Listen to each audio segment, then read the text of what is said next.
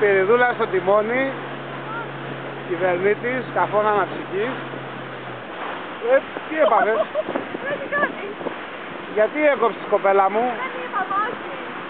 Τόσο μακριά, καταρχάς έχεις προτεραιότητα στη σχέση με αυτόν.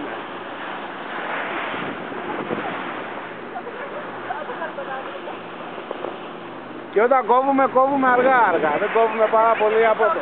Για να μην υπάρξει παραλία. Ναι. Αυτό είναι κακία. Αυτό είναι κακία.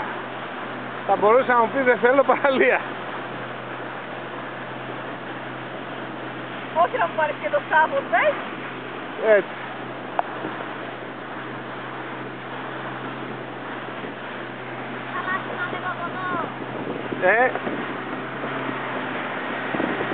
Καλά πάμε, έτσι. Καλά πάμε.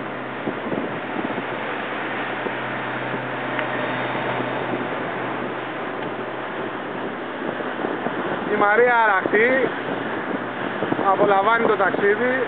Βάλε λίγο ταχύτητα, αγώνη κοπέλα μου, βάλε λίγο ταχύτητα. Έτσι κάπου. Έτσι.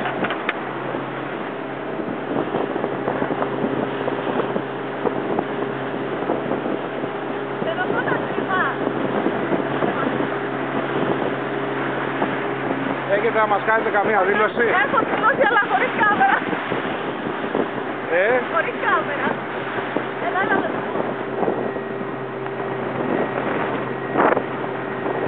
Εντάξει με, Τέλεια.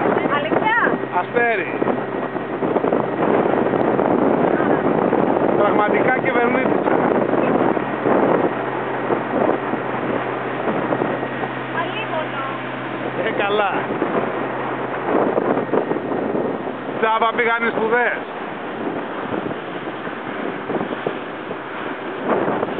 Τσάπα πήγαν οι σπουδές κυβερνήτου αναψυχής.